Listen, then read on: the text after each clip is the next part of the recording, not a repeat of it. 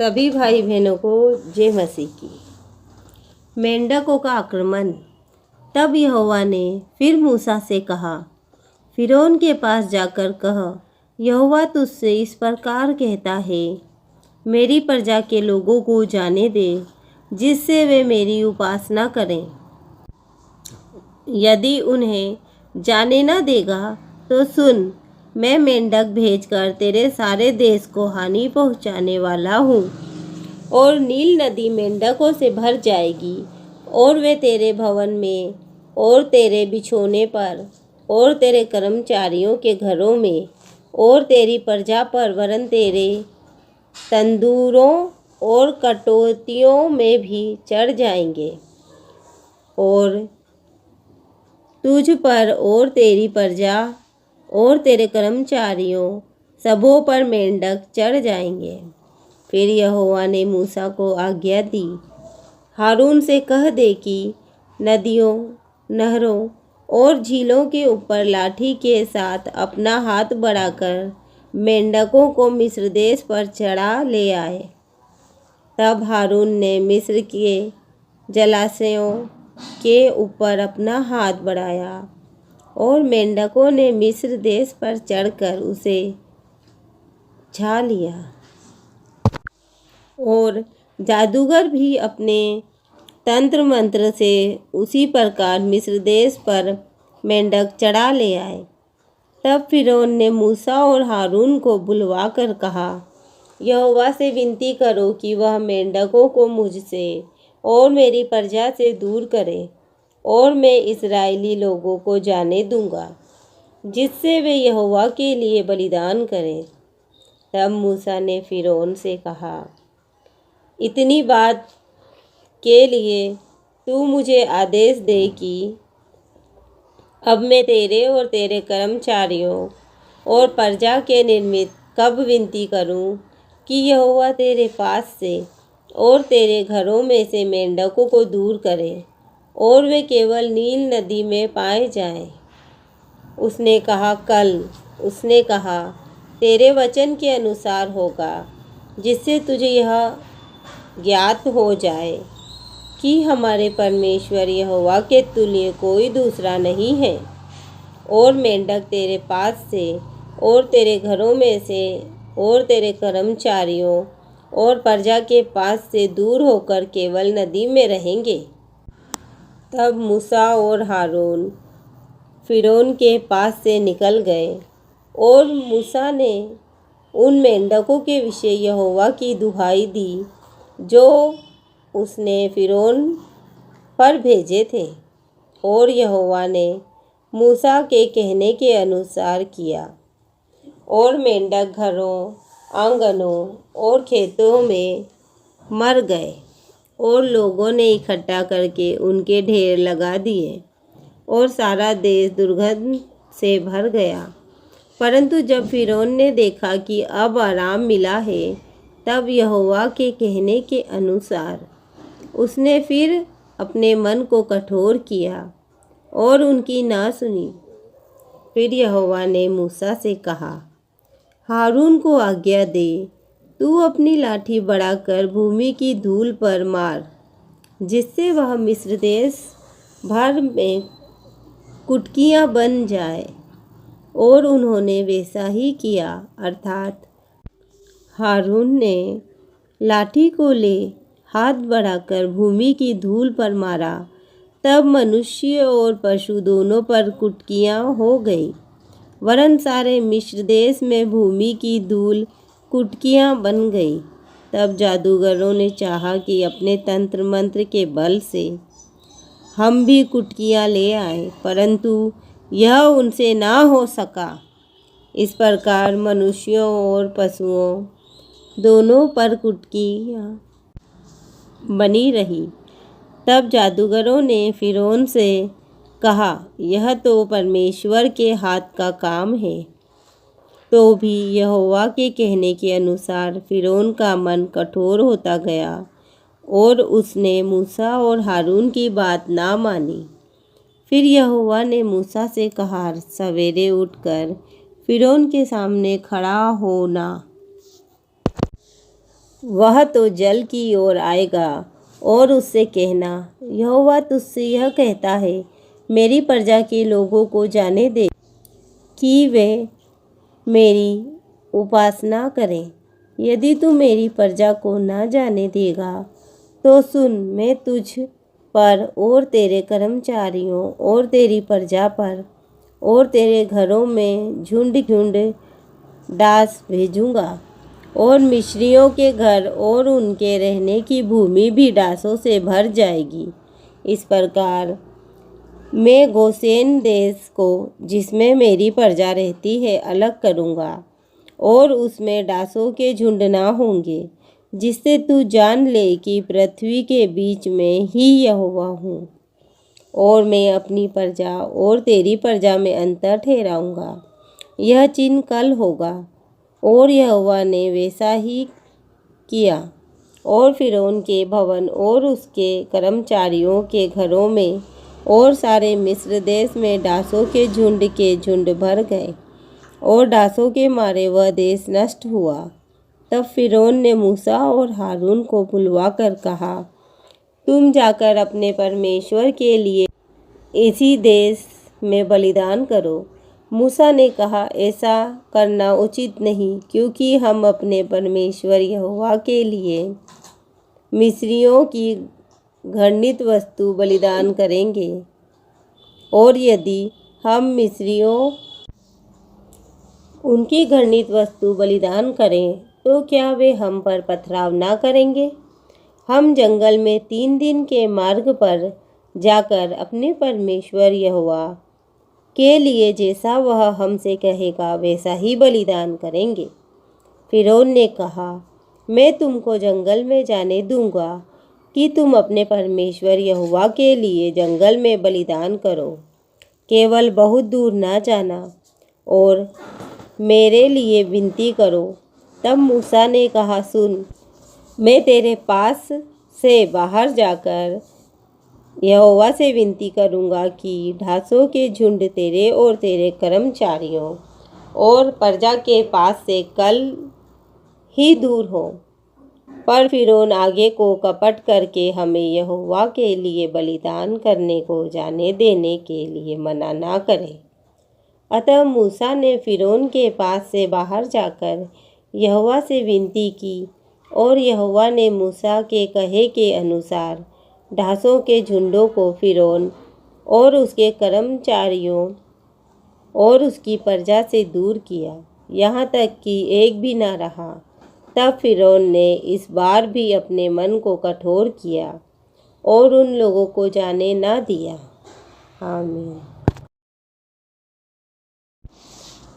सभी प्रिय भाई बहनों को जय मसीह की। पशुओं की मौत। निर्गमन अध्याय 9।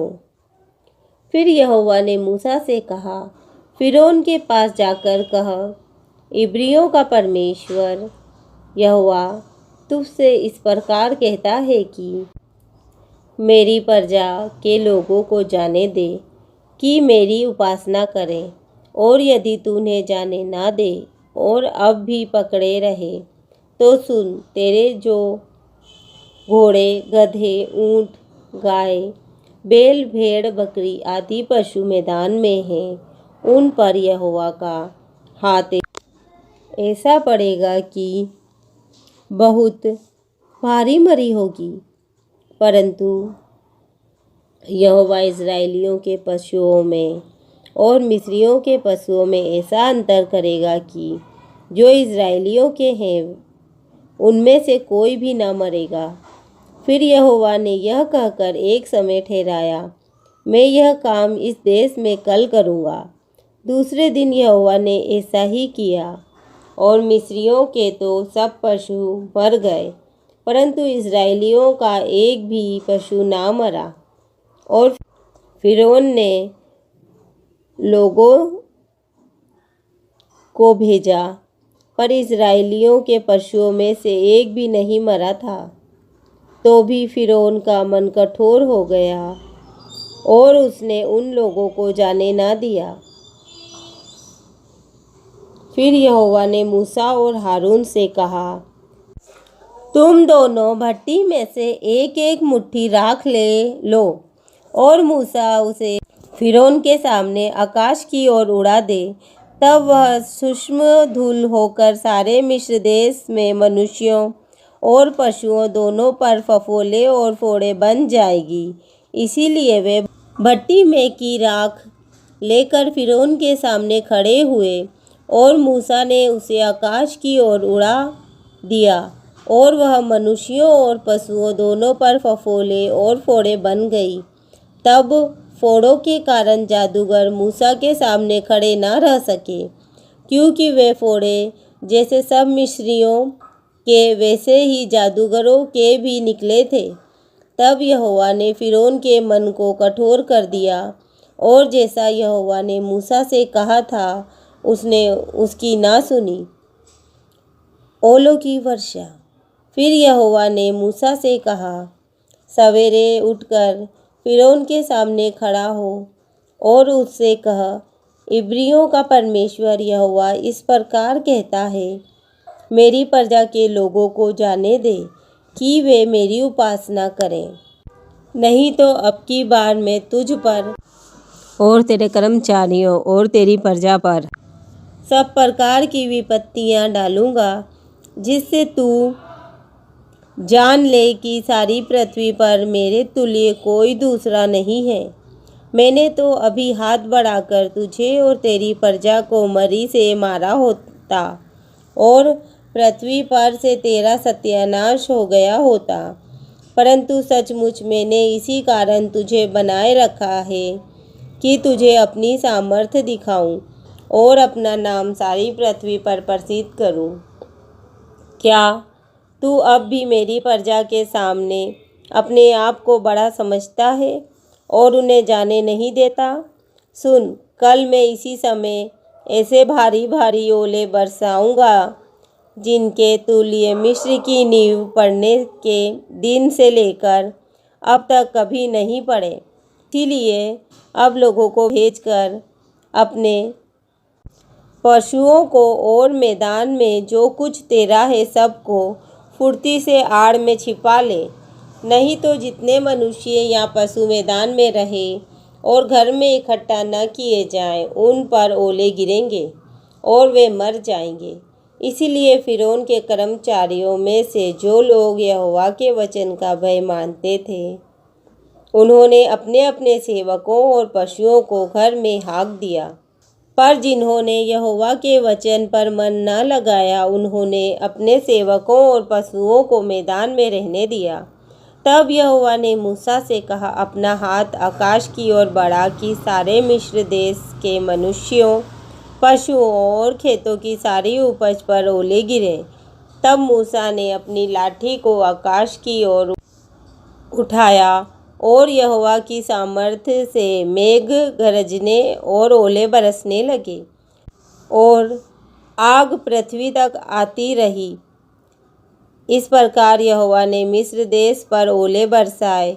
जो ओले गिरते थे उनके साथ आग भी मिली हुई थी और वे ओले इतने भारी थे कि जब से मिस्र देश बसा था तब से मिस्र भर में ऐसे ओले कभी न गिरे थे।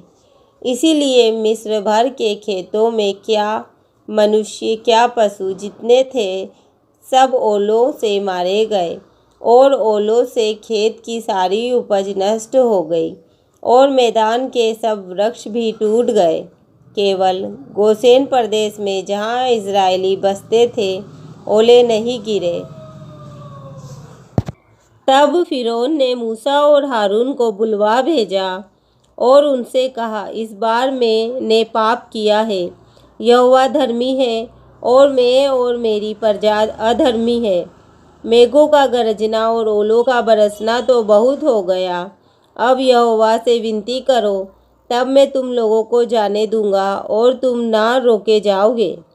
मूसा ने उससे कहा, नगर से निकलते ही मैं यहोवा की ओर हाथ फैलाऊंगा, तब बादल का गरजना बंद हो जाएगा और ओले फिर ना गिरेंगे। इससे तू जान लेगा कि पृथ्वी यहोवा ही की है।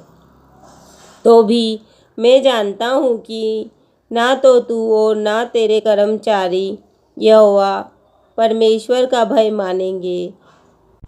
सन और जो तो ओलों के मारे गए, क्योंकि जौ की बालें निकल चुकी थी और सन में फूल लगे हुए थे।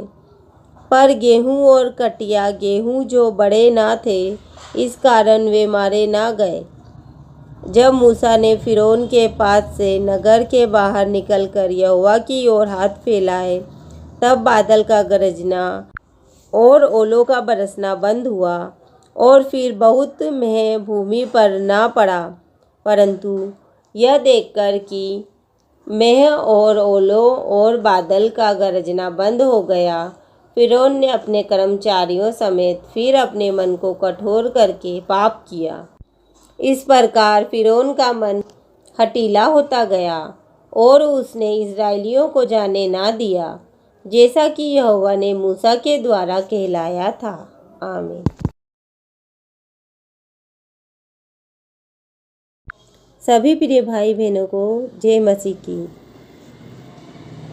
टिड्डियों का आक्रमण। निर्गमन अध्याय 10। फिर यहोवा ने मूसा से कहा, फिरौन के पास जा, क्योंकि मैं ही ने उसके और उसके कर्मचारियों के मन को इसीलिए कठोर कर दिया है कि अपने चिन्ह उसके बीच में दिखलाऊं, और तुम लोग अपने बेटों और पोतों से इसका वर्णन करो कि यहोवा ने मिस्रियों को कैसे डट्टों में उड़ाया और अपने क्या क्या चिन्ह उनके बीच प्रगट किए हैं, जिससे तुम यह जान लोगे कि मैं यहोवा हूँ। तब मूसा और हारून ने फिरौन के पास जाकर कहा, इब्रियों का परमेश्वर यहोवा तुमसे इस प्रकार कहता है, तू कब तक मेरे सामने दीन होने से संकोच करता रहेगा? मेरी प्रजा के लोगों को जाने दे कि वे मेरी उपासना करें। यदि तू मेरी प्रजा को जाने ना दे तो सुन, तब मैं तेरे देश में टिड्डियाँ ले आऊँगा, और वे धरती को ऐसा छा लेगी कि वह देखना पड़ेगी, और तुम्हारा जो कुछ ओलों से बच रहा है उसको वे चट कर जाएंगी, और तुम्हारे जितने वृक्ष मैदान में लगे हैं उनको भी वे चट कर जाएंगी, और वे तेरे और तेरे सारे कर्मचारियों, यहाँ तक कि सारे मिस्रियों के घरों में भर जाएगी। इतनी टिड्डियाँ तेरे बाप दादों ने या उनके पुरखाओं ने जब से पृथ्वी जन्मे तब से आज तक कभी ना देखी। तब वह मुड़ कर फिरौन के पास से बाहर चला गया। तब फिरौन के कर्मचारी उससे कहने लगे, वह जन कब तक हमारे लिए फंदा बना रहेगा? उन मनुष्यों को जाने दे कि वे अपने परमेश्वर यहोवा की उपासना करें। क्या तू अब तक नहीं जानता कि सारा मिस्र नष्ट हो गया है?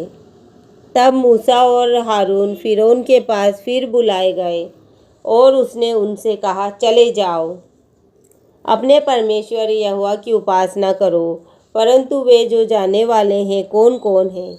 मूसा ने कहा, हम तो बेटों बेटियों, भेड़ बकरियों, गाय बैलों समेत वरन बच्चों से बूढ़ों तक सब के सब जाएंगे, क्योंकि हमें यहोवा के लिए पर्व करना है। उसने इस प्रकार उनसे कहा, यहोवा तुम्हारे संग रहे, यदि मैं तुम्हें बच्चों समेत जाने देता हूँ। देखो, तुम्हारे मन में बुराई है। नहीं, ऐसा नहीं होने पाएगा। तुम पुरुष ही जाकर यहोवा की उपासना करो। तुम यही तो चाहते थे। और वे फिरौन के सम्मुख से निकाल दिए गए।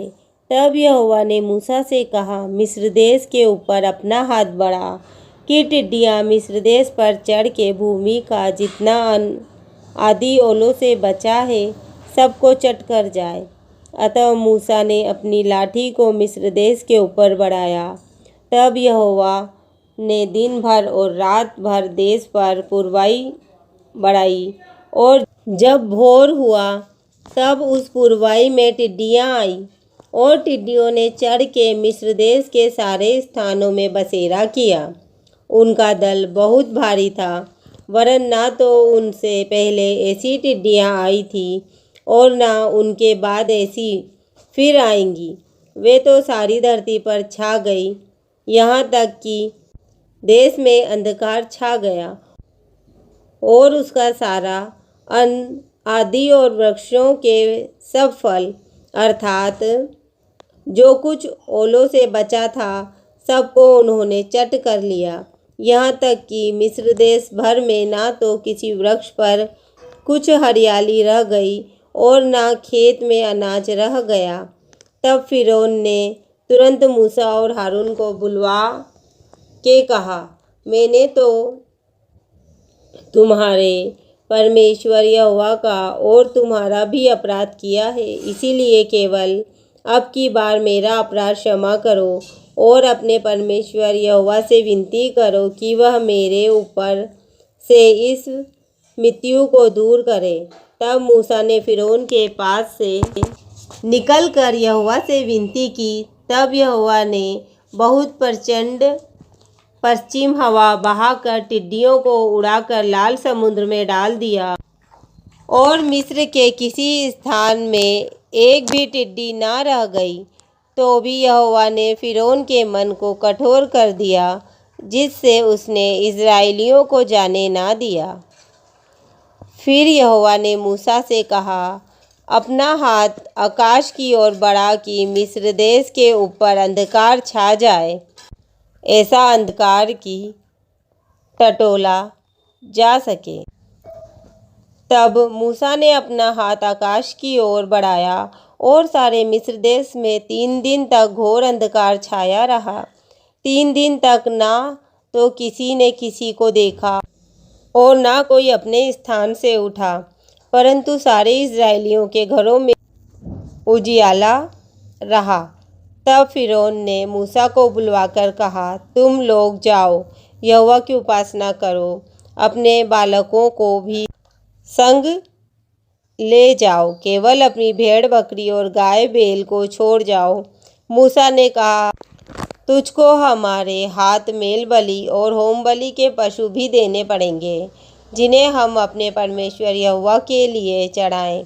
इसलिए हमारे पशु भी हमारे संग जाएंगे, उनका एक खुर तक ना रह जाएगा, क्योंकि उन्हीं में से हमको अपने परमेश्वर यहोवा की उपासना का सामान लेना होगा। और हम जब तक वहाँ ना पहुँचें तब तक नहीं जानते कि क्या क्या लेकर यहोवा की उपासना करनी होगी। पर यहोवा ने फिरौन का मन हठीला कर दिया, जिससे उसने उन्हें जाने ना दिया। तब फिरौन ने उससे कहा, मेरे सामने से चला जा और सचेत रह, मुझे अपना मुख फिर ना दिखाना, क्योंकि जिस दिन तू मुझे मुँह दिखाए उसी दिन तू मारा जाएगा। मूसा ने कहा, तूने ठीक कहा है, मैं तेरे मुँह को फिर कभी ना देखूंगा। सभी प्रिय भाई बहनों को जय मसीह की। पहलौठों की मृत्यु की चेतावनी। निर्गमन अध्याय 11। फिर यहोवा ने मूसा से कहा, और विपत्ति में फिरौन और मिस्र देश पर डालता हूँ, उसके पश्चात वह तुम लोगों को वहाँ से जाने देगा, और जब वह जाने देगा तब तुम सबों को निश्चय निकाल देगा।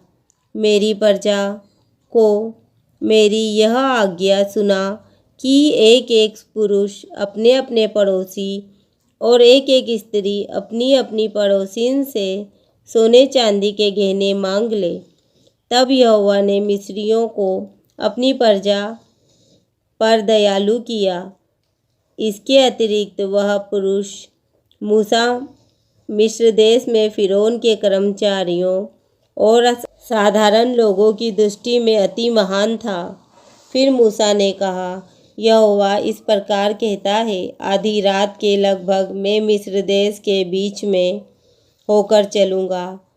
तब मिस्र में सिंहासन पर विराजने वाले फिरौन से लेकर चक्की पीसने वाली दासी तक के पहलौठे वरन पशुओं तक के सब पहलौठे मर जाएंगे और सारे मिस्र देश में बड़ा हाहाकार मचेगा, यहाँ तक कि उसके समान ना तो कभी हुआ और ना होगा।